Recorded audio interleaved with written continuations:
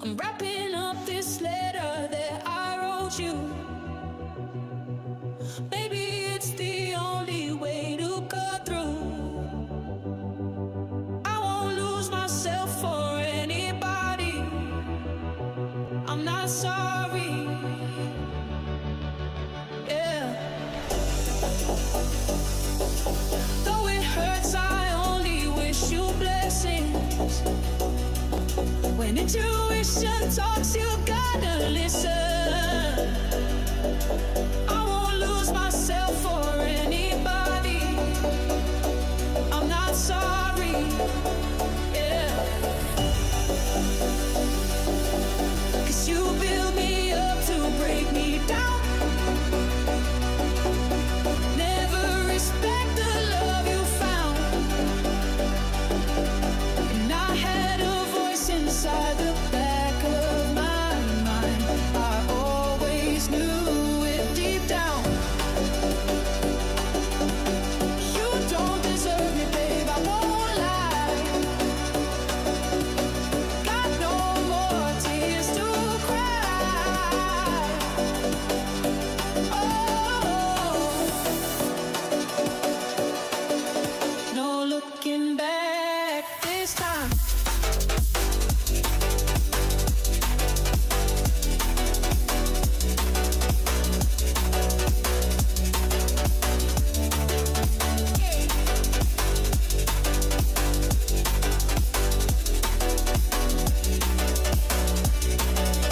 No looking back this time.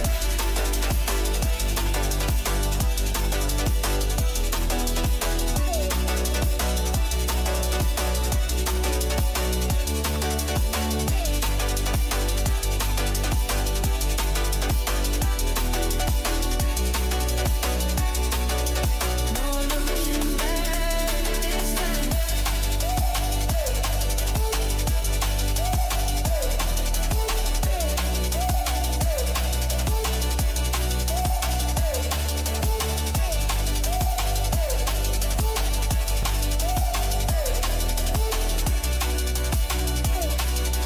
No looking back this time. Running from the truth was getting reckless.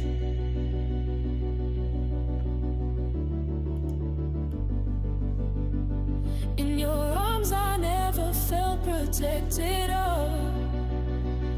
Oh.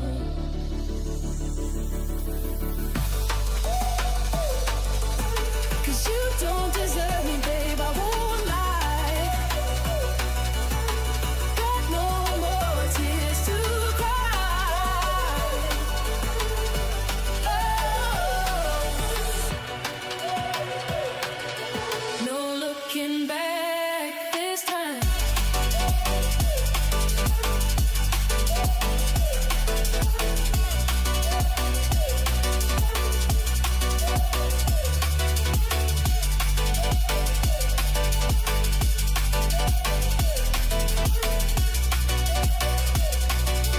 No looking back this time.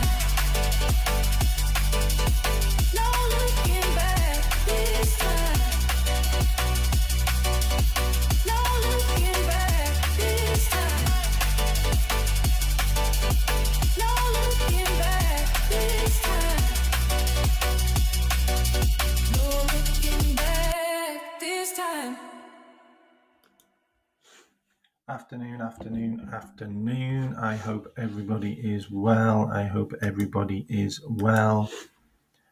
I'm going to do a quick match review today about the Southampton game. Hope everybody's good this afternoon. I can only see 9 people in. What is going on with the algorithm right now? Can't seem to get anybody on the channels. It's crazy. How is there only 9 people here? Really? It's nuts. Okay, still going to continue. Hope everybody's good. just going to carry on with the show, okay? If you can hit the likes, that would be amazing. And subscribe if you're not a subscriber, that would be great. So wanted to just do a quick match review on the game. 2-1 Liverpool. Liverpool obviously beating Southampton in the Carabao Cup. Pretty comfortable game, if I'm completely honest. Yeah, I know, but I know, but there still should be more people. There still should be more people. Big up AA. Also big up Anfield. Irishman. Also big up Arnie Klopp. I'll wait for a few more people to drop in. I'll do a couple of screen shares while we're here. So a couple of things that I wanted to bring up. First of all, just a couple of things. In case you didn't know, Liverpool on the verge of securing a new contract for Curtis Jones. This dropped about 15 minutes ago. So his contract is currently up in June 2027. So we're in discussions for a new deal for him, which is interesting. We kind of need to get these ones sorted, especially the squad players. It's important. Also, update on Canate. New sources close to Canate insist that reports in Spain are inaccurate. Ibu hasn't given Real Madrid his word. Senior Anfield figures have remained tight-lipped over what's been offered financially and what it would take to re-sign via James Pearce. So the Ibu situation is still ongoing.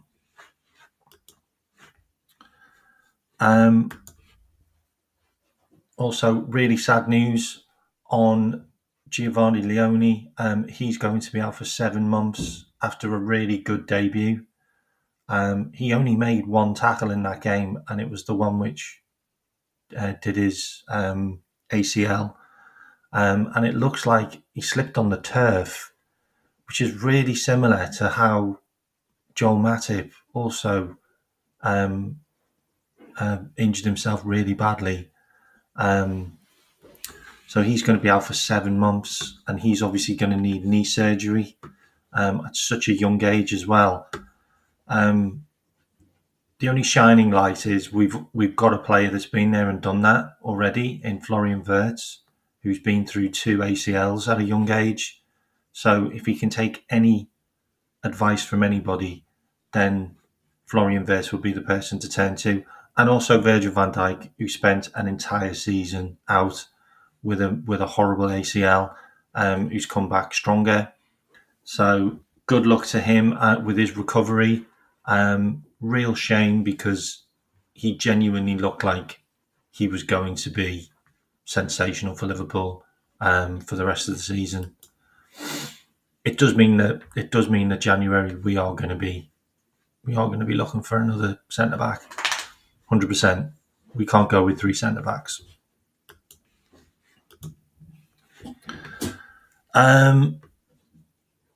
Also, massive respect to Federico Chiesa. Had a sensational game against Southampton. He's been good all season, to be fair, and he is now in the Champions League squad. So he's been put into the Champions League squad because of Leone dropping out of the Champions League squad. So 1 in, 1 out.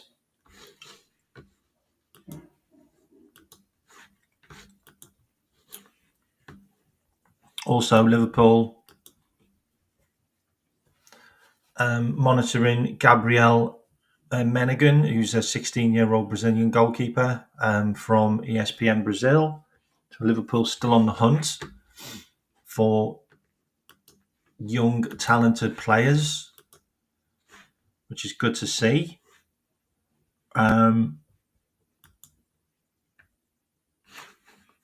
Also, Also, congratulations to Alexander Isak on his first goal at Anfield in the Carabao Cup. Doesn't need any real updates on that. He just posted that picture, which is great. Works for me. Doesn't need to write anything. It was a great finish. Wasn't an easy finish, by the way. I know it was a good chance that had been. Put on a plate by Chiesa, but it was a great finish.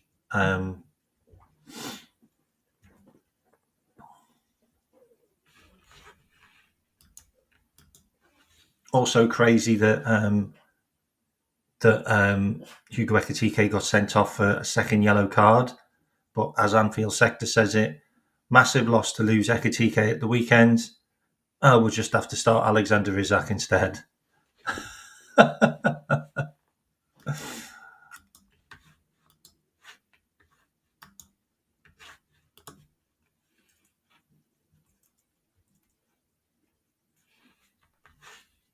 Also, Arnie Slot talking about Chiesa. He was the one that was most involved in the game with 2 brilliant assists. Basically won us the game, if I'm completely honest. Like, he laid two goals on a plate, which is kind of what Mo Salah does a lot of. It's great to have a player that can do that. Little bit about Chiesa on that day. 2 assists, 4 big chances created, 13 touches in the box, 2 interceptions, 4 duels won. Chiesa was a possessed man, 3 positions, same outcome, quality everywhere. His work rate was relentless. His runs direct and brave. His decision making crisp. His dribbling electric. Quite simply, he was head and shoulders above everybody else on the pitch. A damn near perfect performance that saved Liverpool's blushes. He also had a really good shot that was saved, if you remember, by the goalkeeper at the near post. He was great.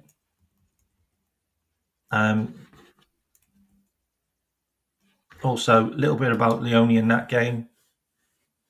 81 minutes played, 88 out of 91 successful passes, 6 clearances, 3 interceptions, 4 out of 5 duels won. Incredible debut, calm on the ball, physically dominant in duels. A lot of his work was just positioning. He was just there. So they never got the ball because he never had to do a tackle because he was already there. Which is pretty much what Virgil van Dijk does a lot of. And Arnie Slot, there's no headache at all when asked about playing Ekitike and Isak. I mean, there won't be a headache at the weekend because Ekitike is banned. Ekitike also apologised as well about the second yellow card. So just mentioning the Curtis Jones contract expiring in 2027. You've also got Bajcetic, Virgil van Dijk, Joe Gomez, Alisson Becker, Wataru Endo, and Mo Salah. All contracts expire in 2027. So there's obviously going to be negotiations with a few of those players. I mean, that kind of understandable why Joe Gomez was potentially being sold, because he obviously isn't going to sign a new deal. Also wanted to put this one up as well, which I thought was interesting. So this was the 11 that played against Atletico Madrid. It's the first time we haven't played an Englishman. Just the amount of talent on that pitch is really interesting. And it's the fact that we've got 4 Dutch internationals as well. I find interesting that we are still so strong with 4 Dutch internationals. It's a great team. McAllister's not even there as well, remember? Neither's Kerkez. Kerker's not even in that team. Neither's Ekitike. Interesting. So much strength.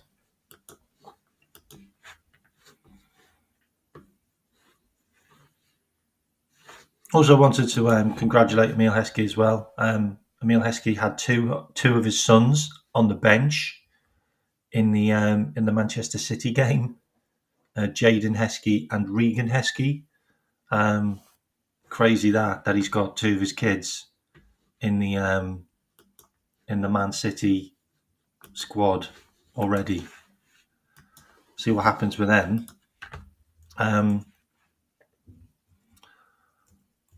What else have I got for you?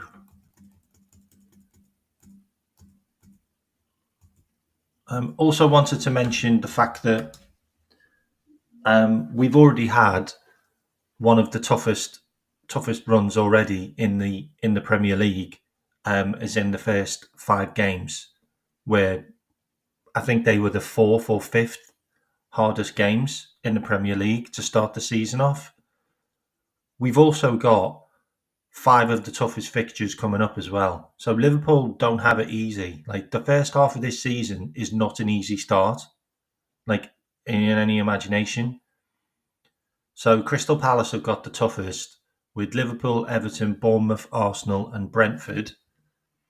And then you've got Liverpool, who are 5th, with Crystal Palace, Chelsea, Man United, Brentford and Aston Villa. So it doesn't get any easier for Liverpool. It really doesn't. And as you can see, you've got Arsenal right down the bottom with Manchester City and Spurs as well, who are going to be there or thereabouts, who have got the least toughest games. And they've already had the least toughest games. So I find it really interesting that Liverpool's probably the Christmas and the New Year's set of fixtures are probably going to get easier. I just want to put that out there. We are probably going to end up getting some of the easiest fixtures later on in the season, which is when you kind of need them. Yeah, 3 really tough matches coming up. 100%. 100%. Palace away, Chelsea away, Man United. Man United should be decent, but the Palace away and the Chelsea away are not going to be easy. They're not going to be easy.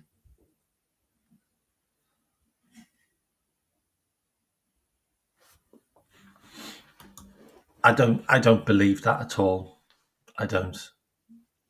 I don't think Liverpool have done anything wrong in that transfer.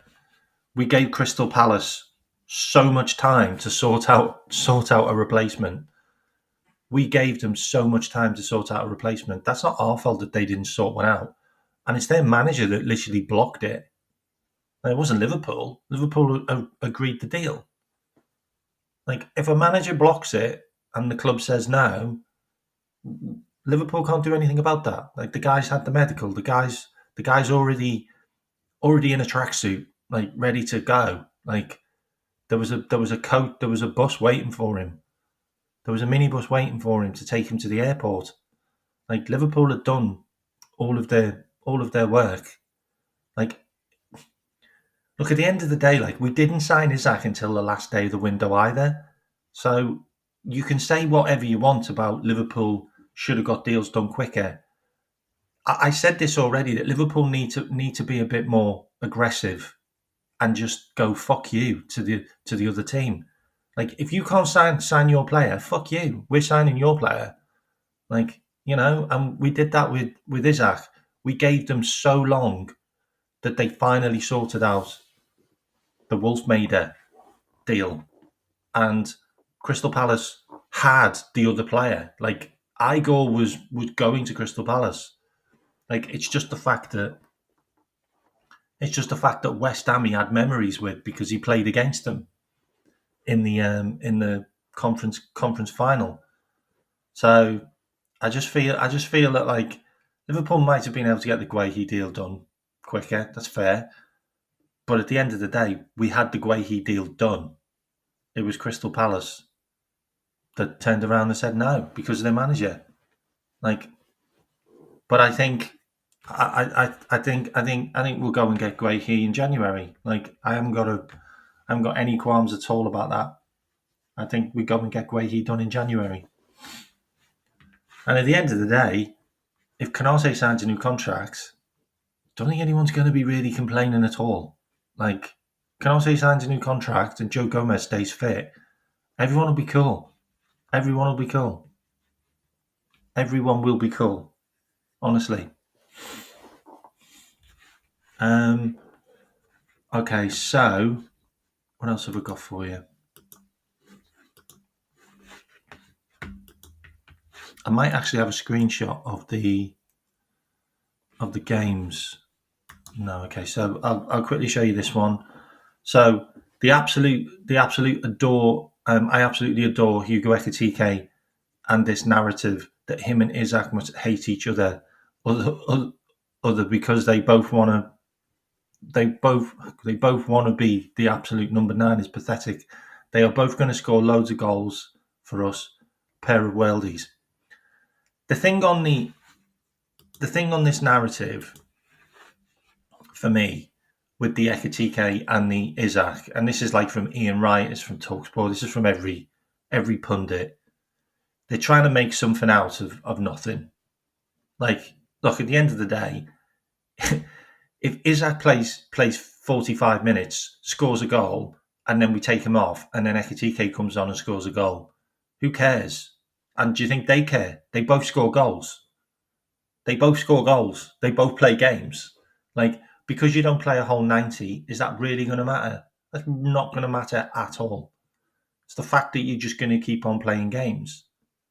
Like, do you think Isak was pissed off that he got his first goal in the Carabao Cup against Southampton at home? No. I really don't think he cares. Like, he's not going to sit there and go, "Oh, I had to play from the start." Like, why didn't Ekitike play from the start? Because this is like Southampton in the cup. No, they just want to play for Liverpool, and they've been told they're going to be fighting it out. Like, they're going to get chances, and they will get loads of chances. They will get loads of opportunities to play football because of the rotation that we do. So it's cool. It's cool. And if they keep on coming on and scoring goals, then everybody's happy. They're happy. Everyone's happy. Like, it's how it works.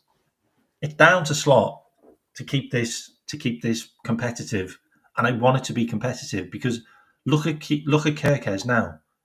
Kirkes is much better now. Andy Robinson is much better now. Like, the pair of them are fighting it out, and Robertson's got some really good competition now, which means he has to up his game. And it's the same with Frimpong, by the way. Frimpong needs to up his game. He was absolutely dreadful. He was dreadful against Southampton. Like, he was terrible against Southampton. He needs to up his game. Otherwise, Conor Bradley's going to be taking his spot against Crystal Palace. Like, he is. Conor Bradley will start against Crystal Palace. And it's for Frimpong to get back into the team. And it's also the same with the midfield. Like, if Endo has another game like that, then I wouldn't be surprised if Trey started taking his position. Or Stefan Bacetić maybe came in and maybe got a game here and there. Because players have to keep on performing. Because if they don't, they'll be gone. And the interesting thing is the Bacetić thing as well. Because we've lost Leone now for 7 months. And that's really unfortunate because he looked like a great player. Stefan Bacetić played as a centre-back last season for Las Palmas. There's no reason why he can't come in and play as a centre-back for us. There's no reason. There's no reason why we can't use Stefan Bacetić as a fourth-choice centre-back now. So you need to think about that one. Or even Endo as a fourth-choice centre-back in those games. Because we've got Crystal Palace at home in the Cup now, which isn't a great fixture, to be honest, because Crystal Palace are good. They're unbeaten in 17 games. But they are in a cup competition, and they may rest players. So we need to look at that, because they've got a small squad. So we need to think about that. Maybe Endo can come in and do a job there. Maybe Endo could come in and do a job there as a centre-back, or Stefan Bacetić. Or maybe we just play Maybe we just give Canate that game. Gomez and Canate. I don't know. But the player that looked a bit shaky in that game was probably Gomez. And Leone looked solid, absolutely solid. But that was a game that we won. Done. Move on. Crystal Palace away now. Okay, so what I'm going to do is I'm going to do a review of the game. So Liverpool 2, Southampton 1. Man of the match stats as match winner Ekitike sent off after Alexander Isak opener. Hugo Ekitike scored the winner and was immediately sent off as a much-changed Liverpool side edged out Southampton 2-1 at Anfield to reach the fourth round of the EFL Cup. Despite holding their own for 40-odd minutes, the Saints were dealt the harshest of lessons in converting chances towards the end of the first half, where Adam Armstrong clipped the bar when he went one-on-one with Georgi Mamardashvili before Leo Shineza headed the follow-up wide. Just 38 seconds later, a howler at the back from Will Still's men led to Isak giving the host the lead with his maiden Liverpool goal. But the Swedes' teammates failed to replicate his teammates' ruthlessness in the second half as they were made to pay for it. Arne Slot found themselves at 6s and 7s from a Southampton corner. It was actually Endo's fault. Conor Bradley was there to just clear the ball, but Endo headed the ball back into the danger area, and Shea Charles crashed home the equaliser. But the customary late Reds winner soon arrived via the boot of Ekitike. The French forward was dismissed just seconds afterwards after having removed his shirt in celebration while already on a yellow card, but the host's 10 men did not have to survive any other scares en route to round 4.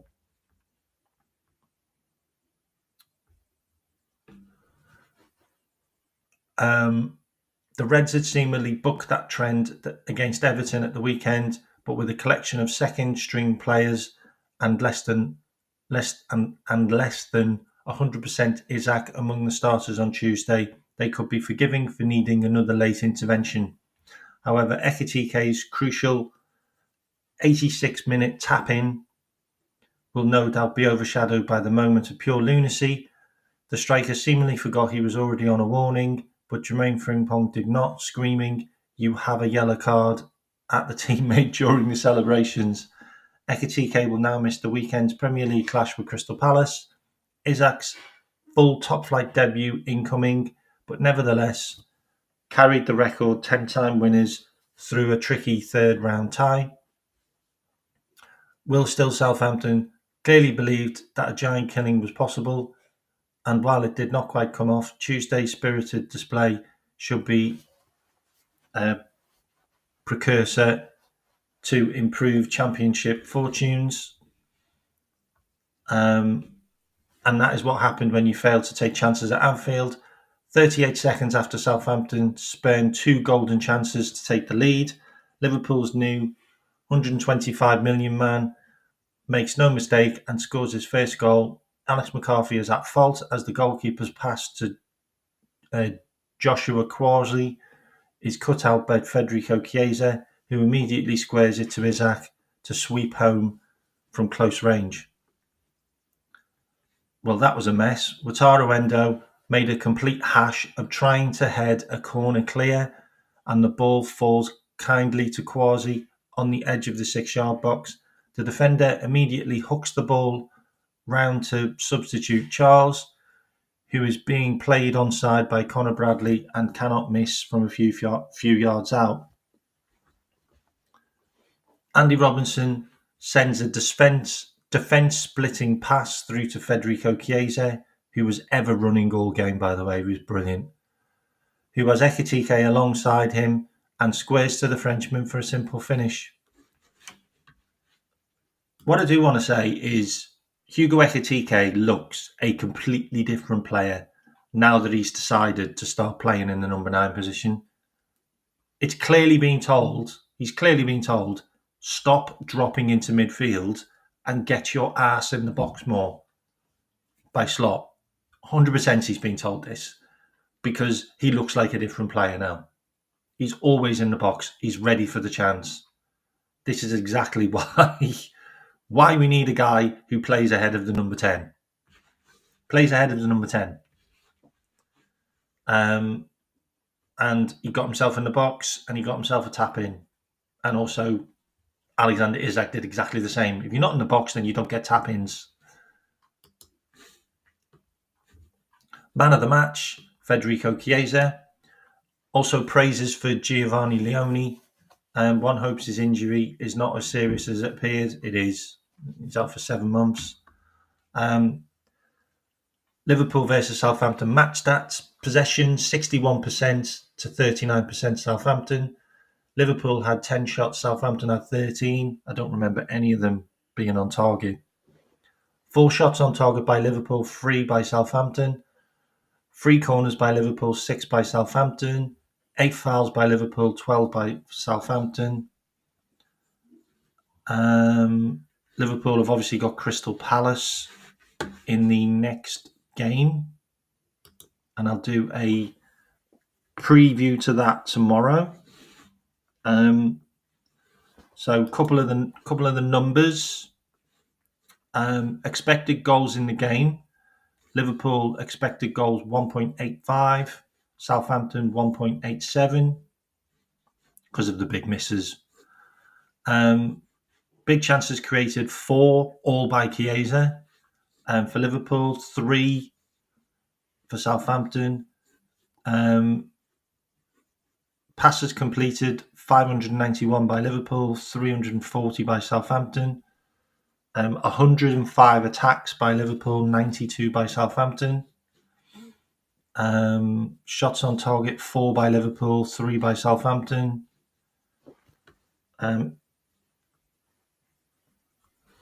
Expected goals on target, 1.53 by Liverpool, 0.98 by Southampton. Shots inside the box, 7 by Liverpool, 8 by Southampton. Big chances missed, 2 each. Expected assists, 1.9 by Liverpool, 1.3 by Southampton. Liverpool tried 16 crosses, only 2 got through. 19 crosses by Southampton, 4 got through. Passes in the opposition half, 334 by Liverpool, 205 by Southampton. Liverpool tried 28 long passes, 11 made it. Southampton tried 50, 21 made it. Passes into the final third, 127 by Liverpool to 50 by Southampton.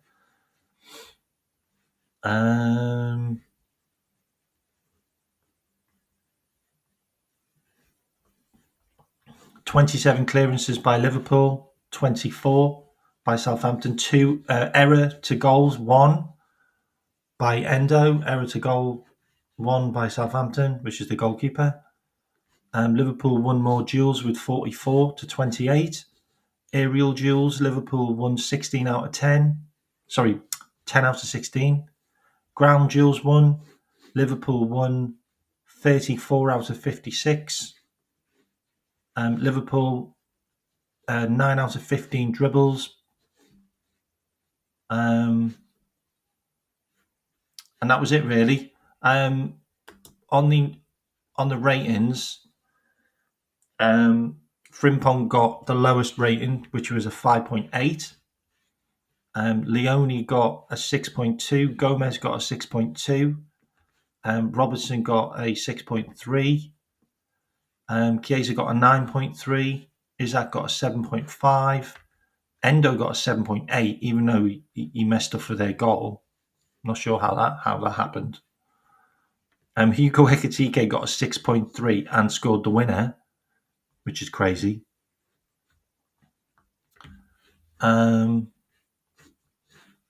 Southampton's best performer was Shea Charles, who got a 7.1.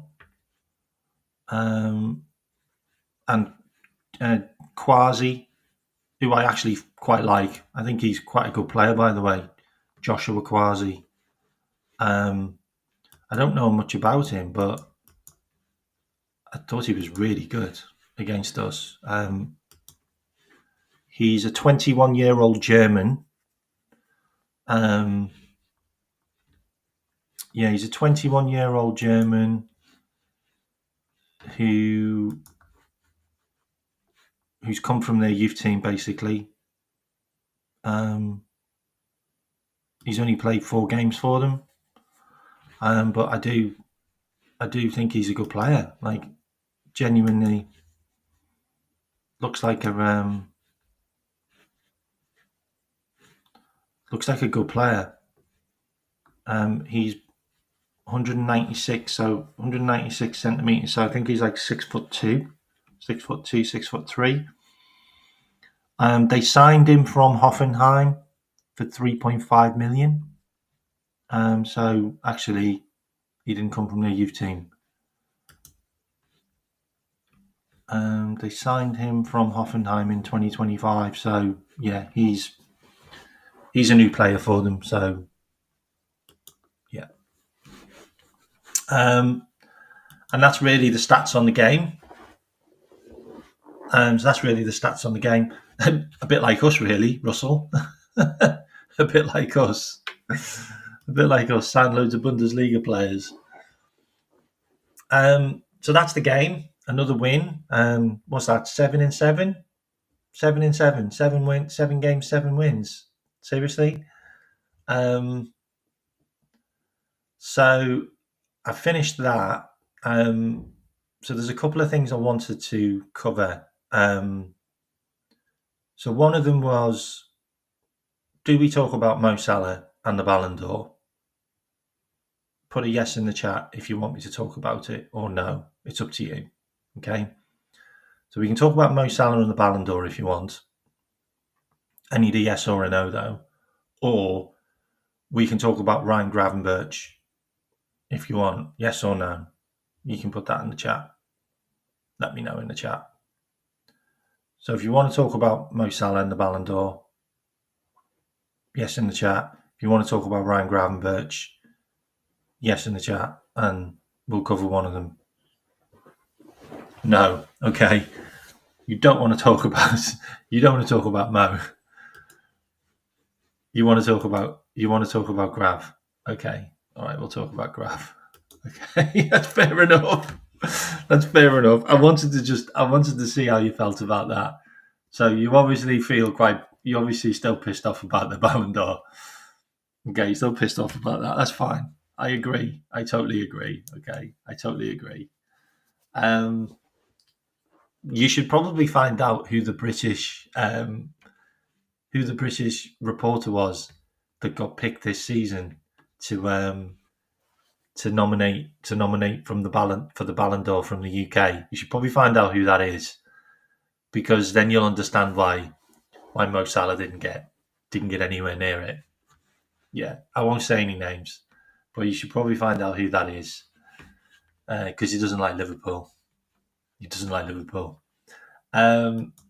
Okay, so let's talk about Ryan Gravenberch.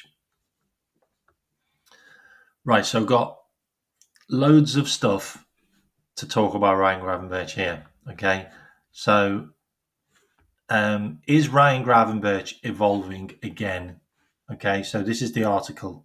Once I've read it out, I'll tell you where I got it from, so you can go and check it out. Okay, and I'll put the link in the chat because it's a really good article. Okay, so is Ryan Gravenberch evolving again? Okay, now let's talk about this. After Ryan Gravenberch shone for Liverpool in their Merseyside derby win over Everton on Saturday, we analysed the Dutch midfielder's impressive start to the season. A derby is always an ideal time for someone to step up and take centre stage. Heading into Saturday's Merseyside derby, most people would have expected that to be Mo Salah, Jack Grealish, Florian Wirtz or Alexander Isak. The latter two started on the bench for Liverpool, and although Salah and Everton star Grealish certainly did plenty, that will have pleased their respective fans, it was from the Champions midfield that the main character emerged. Ryan Gravenberch played a pivotal role in Arne Slot's men winning the Premier League title last season, earning himself the PFA Young Player of the Year award, as well as a place in the PFA Team of the Year. I do have to keep on stressing the fact that he won the Young Player of the Year award. Everybody seems to have forgotten that Ryan Gravenberch won that. And the fact that everyone was talking about, oh, will we sign Adam Wharton and then Gravenberch can bench? What? Oh, what are we doing here? Ryan Gravenberch won the Young Player of the Year award. Adam Wharton didn't win it. Ryan Gravenberch won it. Okay? We need to understand that he's going nowhere. He is our main midfielder. He gets picked the first person in the midfield. Every single game, he gets picked first. It's never going to change. And he will be rested for the games the Slot doesn't see as important. He will be rested. He will be rested like your Mo Salahs, like your Virgil van Dijks. He will be rested. He will be rested with those guys every single time. I'm telling you, he's our third most important player. He's our third most important player behind Virgil, Mo, and him. It's Virgil, Mo, and him. He played over 3,500 minutes last season. He played all of the games in the Premier League. Ryan Gravenberch played a pivotal role in Arne Slot's Premier League. Oh, I've already done that. His absence through suspension in the opening day rollercoaster win over Bournemouth seemed to further highlight how important he is to the Reds, and his performances since have only gone to back that up. It was an especially impressive display by Gravenberch in Liverpool's 2-1 win over Everton on a day when it would have been easy to wilt in the pressure cooker of a derby that kicked off less than 63 hours after the final whistle blew in their late Champions League win over Atletico Madrid. The Netherlands international ran the show. He scored a sublime goal to put Liverpool ahead at Anfield, playing a pass to Dominic Szoboszlai before racing towards the Everton penalty area, anticipating that Szoboszlai's pass to Salah could give him a chance. It did, as the Egyptian's ball into the box allowed Gravenberch the opportunity to scoop a delightful finish over Jordan Pickford and into the bottom left-hand corner of the net. Then he received a pass from Alexis McAllister on the right, opening his body up with his control before playing a perfectly weighted and aimed ball to Hugo Ekitike, who took a touch and finished superbly. Aged 23 years and 127 days, it made Ryan Gravenberch the youngest player to both score and assist in a goal for Liverpool in a Premier League Merseyside derby ever. He put in a very good all-round performance in a tense game, with his 5 tackles, at least 3 more than any other Liverpool player. While he won possession 7 times, only Szoboszlai could match that for the hosts. His manager revealed after the game that he'd been keen to bring him off after an hour, but Everton scoring just before that meant he didn't want to lose his midfield general in a tight game. Do you hear that? Everton scored and he couldn't take Gravenberch off. That's how important he is. He's his midfield general. He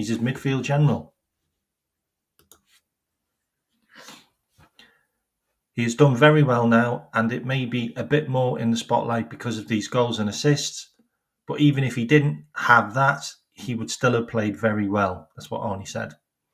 The enduring image of Gravenberch last season was of him receiving the ball on the turn, a simple swivel of the hips and transfer of balance from one foot to another, seeing him befundle pretty much every opponent going, much like watching Lionel Messi cut inside onto his left foot. You know it's coming, but for some reason, always helpless to stop it. Gravenberch used it to great effect on Saturday too, allowing him to carry the ball 15 times, at least 3 more than any of his teammates. In fact, of players to play at least 270 minutes in the Premier League this season, only 4 have averaged more carries per 90 minutes than him, 18.5. He is showing even more confidence on the ball, very much on display in last weekend's late win at Burnley. His flick over the head of Lyle Foster in the first half somehow seemed both entirely unnecessary and very much necessary at the same time. It wasn't just showmanship, there was substance to his performance. Only Andy Robertson, 5, created more of his 4 chances at Turf Moor. No one bar Virgil van Dijk, 112, has more than 110 touches and no one attempted more than 40 passes in the final third, of which he completed 37, 92%. That form carried into Wednesday's win against Atletico Madrid with an assist for Mo Salah. Also making the most passes in the final third, 27, and winning 7 of his 10 duels. This could have something to do with a slight change in role this season. He is still a deep-lying midfielder, but Gravenberch seems to be getting a little more involved, averaging more touches, 76 up from 69, and carries per 90, 18 up from 14, having averaged 14 in his debut season in England in the Premier League.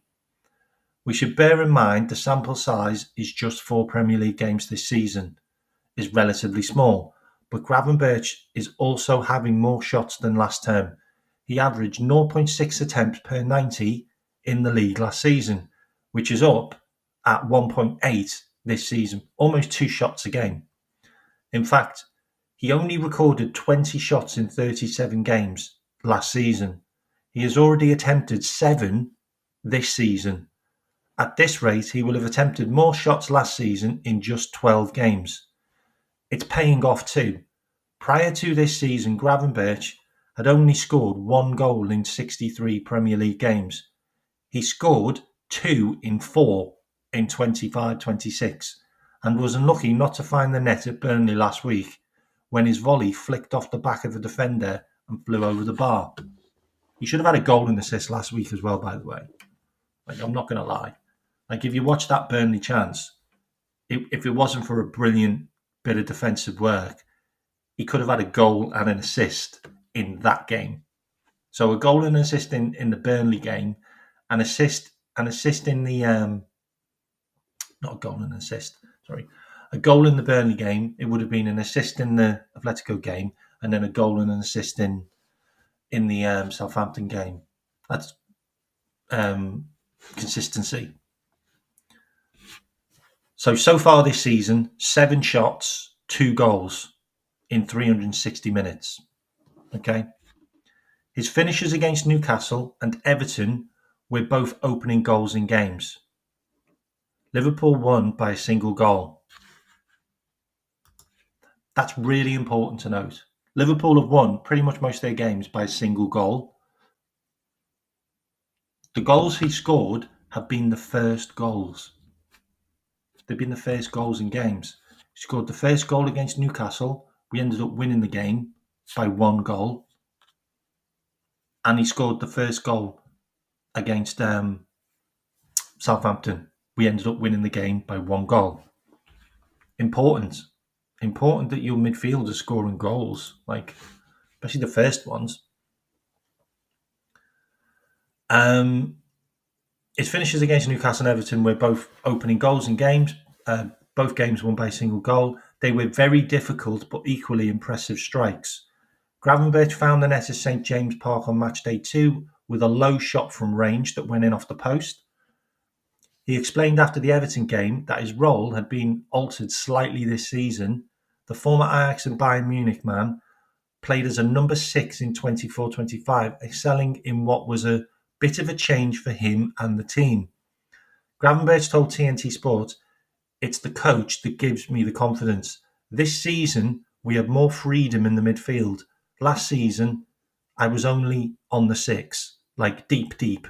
Now I can go more forward, which you saw today. My strength is also there. I'm happy with that, and I'm also happy with the goal. Slot explained it further in his post-match press conference, saying, "I think this is the evolution of the team. You consistently try to do different things. You try to keep what's really good, but other teams try to adjust to us as well. So we need to constantly evolve. And apart from that, we have different players now than we did last season. So sometimes you adjust a little bit also by the quality of the players you have now compared to the ones you had last season.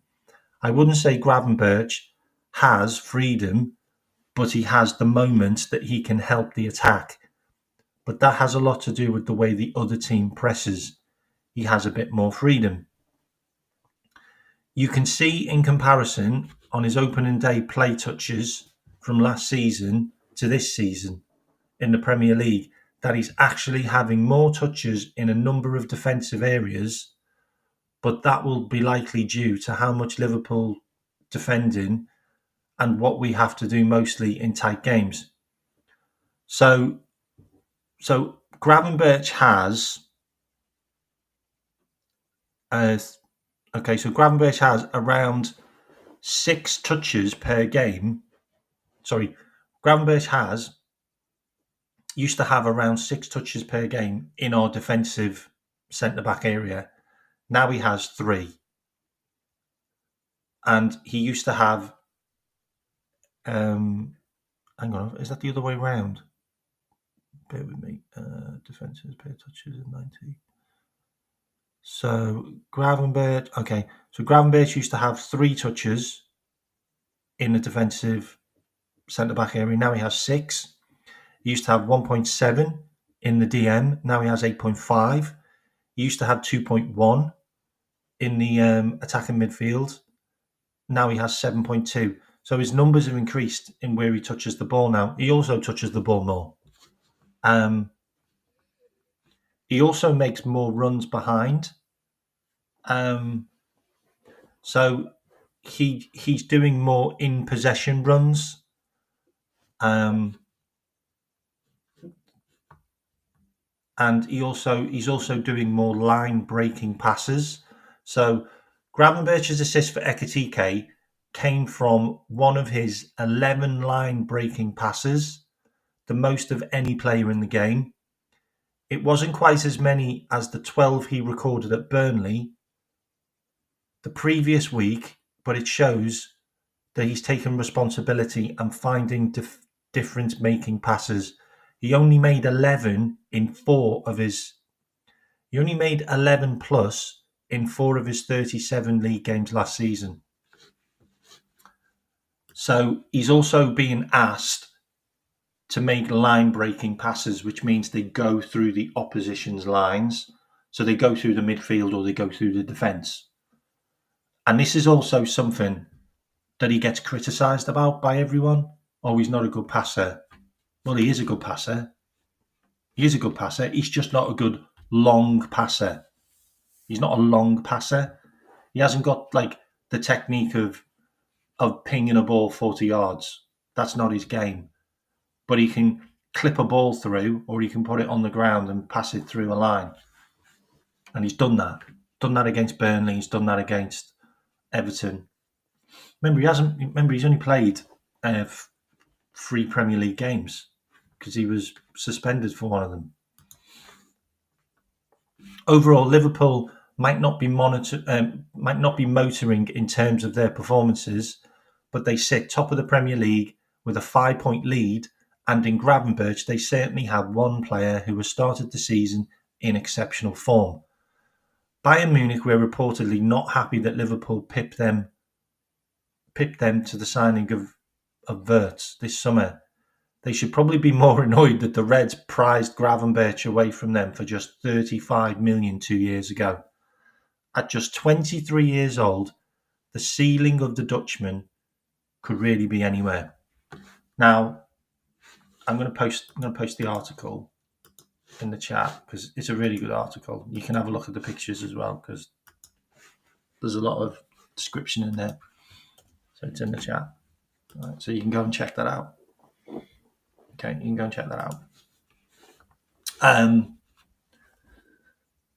I think the interesting thing with the Gravenberch, the way Gravenberch is looking for Liverpool, and the way he is evolving, he is definitely going to be on Real Madrid, Barcelona's radar. Like, he's definitely going to be. I would say 2 years' time, I would say one of the big guns will be throwing 100 million plus at him. There's no doubt that Ryan Gravenberch is going to be one of the best midfielders in the world. Like, I have absolutely no doubt. I have absolutely no doubt. This guy is phenomenal. Like, he's absolutely phenomenal, and he's just getting better.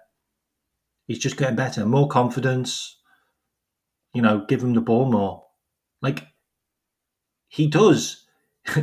He does that maneuver which you just can't defend against, and it doesn't matter what any team tries; they just can't stop him. Like, once he just does the hip swivel and the body movements, he's just gone. And you're like, the other team are just looking at it, thinking, "How do we even defend against this?" Like, you have midfielders that can do that, then the opposition is screwed. They really are. I think they want quite a lot of money for him, by the way. I think they want quite a lot of money for Kouriakis, and he was scouted, but we thought he was a bit erratic. Which is the reason why we didn't go for him. We thought he's a bit rash. No, I wouldn't swap Gravenberch for Bellingham. Bellingham looks like a problem. Like he looks like he could be a nightmare in your team. Like, have you seen the videos of him where he's just basically being disrespectful to his own team? Like, literally shouting at them, like telling them off, like giving them the cold shoulder. Like, he is really arrogant guy. Like, it's really interesting because I think he was described as that by someone.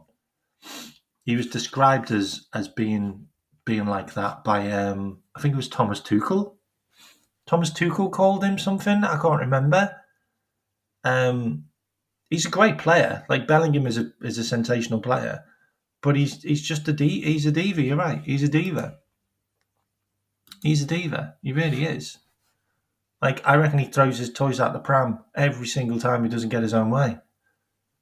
And it's really interesting that Trent's gone there, because I felt like Trent was like that as well. I felt like Trent was really arrogant. He was a bit of a diva as well. So, you get what you want. There you go. So, should we have a look at the games that we've got coming up? Let's have a look at the games we've got coming up. So, let me just share my screen. 2 seconds. Bear with me. Okay, so let's have a look at the games coming up. Why isn't the...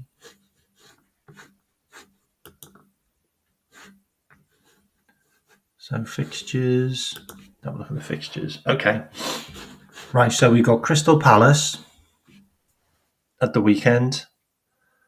That is a 3:00 kickoff, which is good, because can't get any more of those bloody 12:30s. And then we've got Galatasaray away on the Tuesday.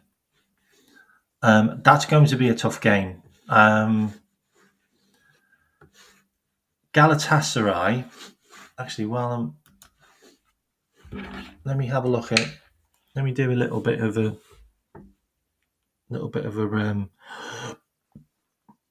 have a look at some of the form on some of these teams. So, Crystal Palace. Okay, so we got Crystal Palace So we got Crystal Palace at the weekend. So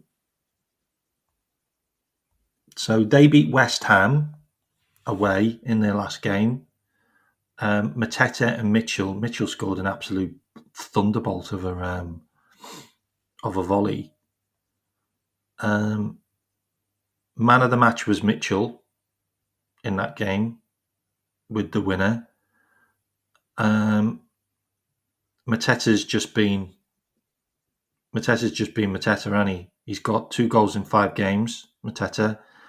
Mark Guehi got a 7.9 in that game. Mark Guehi was brilliant in that game. But a guy that seems to be going under the radar for Crystal Palace is Chris Richards. He's been probably one of their best defenders this season. Adam Morton also played that game, so he's back fit. So that's going to be a tough game, Crystal Palace away. It really is. They beat Millwall on penalties at home the game before, Crystal Palace, but I mean, I would say that they rested players, but they didn't really rest many players.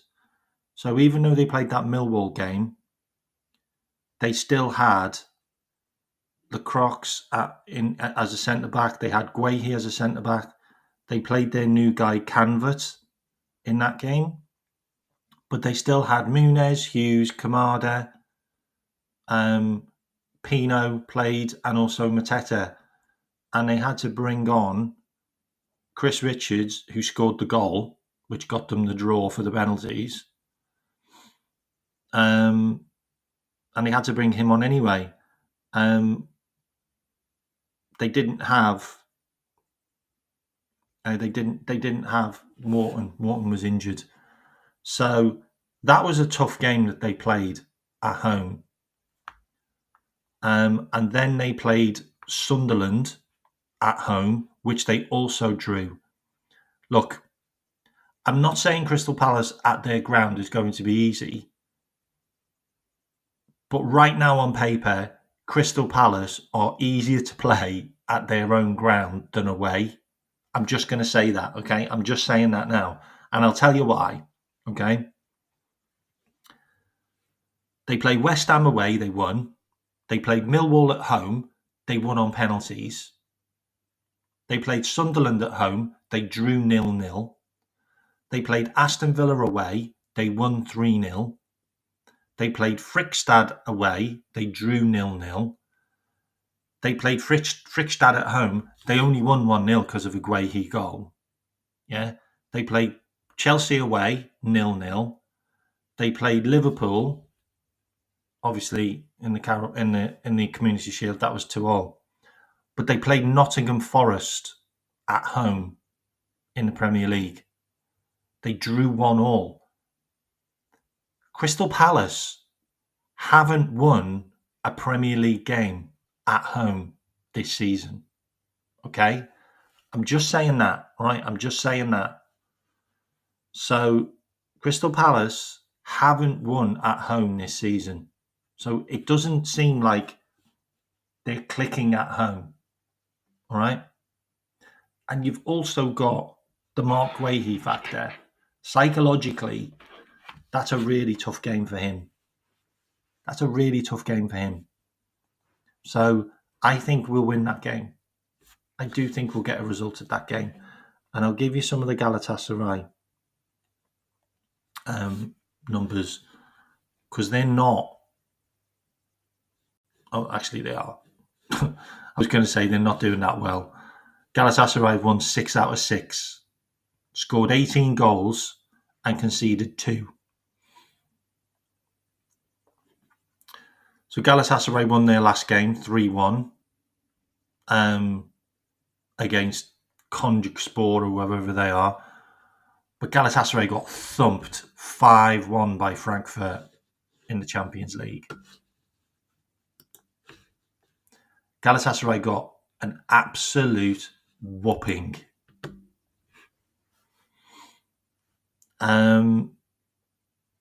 Sanchez own goal. I think that's the Sanchez that played for Tottenham, who was crap, central defender. Ozan scored, who's the guy that we're linked with, by the way. for Frankfurt. Buckard scored 2 goals and North scored. The only player that scored for Galatasaray was Akun. Galatasaray have got, I'm not joking here, Galatasaray have got Sane, Leroy Sane, and İlkay Gundogan, by the way. And they've also got Batshuayi. Victor Osimhen might be available, by the way. Victor Osimhen could be available. I'm sorry, they haven't got Batshuayi. What am I talking about? They've got Icardi, Mauro Icardi. So they've got some players, but yeah, they've also got Alper Yilmaz, who Liverpool were linked with, and Galatasaray, and they've also got Lucas Torreira. Do you remember him? He used to play for Arsenal, and Mario Lemina as well, who used to play for Wolves. So they've got loads of players that have played in the Premier League. But yeah, Galatasaray got thumped by Frankfurt in the Champions League. They won all their games. I mean, they haven't played anybody that I've heard of. Like, they did draw 2-2 with Lazio in a club friendly at the start of the season, but they haven't played anybody. They haven't played Fenerbahce yet or Besiktas, so they haven't played any big teams in the league. So I don't know how that game's going to go, if I'm completely honest. And they've got an away game tomorrow against Allianzspor, whoever they are. So I don't know what that game's going to be like, but I think we'll beat them. I think we'll go and beat them. And then you've got Chelsea. And Chelsea are a really interesting animal right now because they are literally all over the place. Like, they are all over the place. So they barely got a win against Lincoln. They scraped through against Lincoln 2-1. They got beat by Manchester United. They got battered by Bayern Munich. They drew 2-2 against Brentford. They beat Fulham. They beat West Ham. And they drew against Chelsea. They drew against Crystal Palace. I just don't know what you're going to get with Chelsea. But what I will say is Chelsea have got 2 really hard games before us. They've got Brighton at home, who are good, and they've got Benfica at home, who are also good. Chelsea could be on the back of a defeat by Bayern, a defeat by Man United, and they could get beat by Brighton, and they could get beat by Benfica, and then they've got Liverpool. And you genuinely don't know. You genuinely don't know what's going to happen with Chelsea, but I believe they've got some injuries as well. Let me just double check their injuries. I'm just going to check their squad. So they've got Palmer's out till mid-November, so he's out. Asugu's out. Colwell's out. Delap's out. Lavia's out. Badishili's out. So it's going to be like Neto, Cucurella, Estavio. It'll be Jurgensen because I don't think he wants to play Sanchez anymore. It'd be interesting who they even play. But yeah, and they've only got João Pedro as their recognised striker right now. They play Tyrick George up front, who obviously got a goal and an assist against Lincoln. But Yeah, they've got Brighton at home and Benfica at home, and then Liverpool at home. So who knows what's going to happen with Chelsea? But I think it's probably the best time to play them, if I'm completely honest. So I think it's probably the best time to play them. And then obviously we've got Manchester United at home. Well, we probably don't even need to talk about that because that's way further down the line. But yeah, if you haven't hit the like and subscribe, please do. Really appreciate it. And if you do want to support the channel, drop some members in, or send me a super thanks or super chat or whatever, to support the channel, which would be great. I also want to do a big shout out to Match Bingo, who sponsor my show.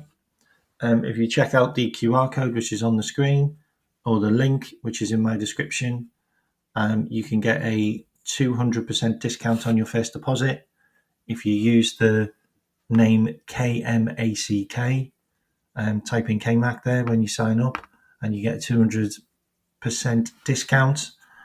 Some of the upcoming games at the weekend, let me just tell you who they are. We've got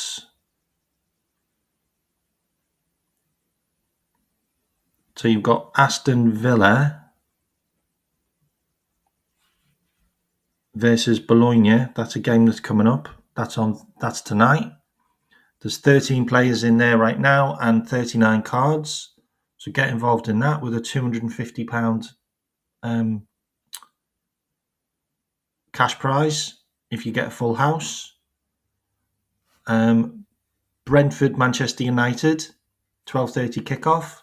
There's 13 players involved there with 43 cards. So get involved with that.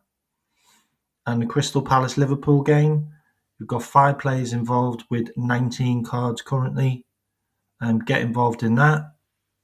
If you buy 4 cards, you get 1 free. And remember, it's just like bingo cards. If you get full line, you get £10. If you get 2 lines, you get £20. And if you win a full house, you get about 250. So get involved. Remember, gamble responsibly. And thank you, Match Bingo, for sponsoring my show. And I will leave the link up there for a little bit longer. Download the app, it's free. Just download the app right now, it's free. Check it out. Android and Apple. It helps me as well. So if you download it, it helps me. If you want to support me, download the app now. Go on, do it. And I can see if you've downloaded it as well because it pops up on my screen. So go on, download it, and I'll give you a shout out. I'm going to forward you on to another show. Let me see who's live. I think Usama's show is live now, so I'm going to forward you on to him. Yeah, he's doing a Premier Lounge, which I'm just going to forward you on to. 2 seconds. So just put in KMack Raid. That would be great. And I am also going to do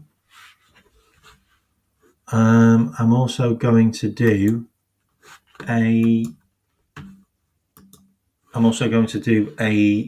conspiracies and football and rabbit holes show tonight. So check out that. That's going to be at 11 o'clock. So I'm gonna create that thumbnail and stick that up in a bit.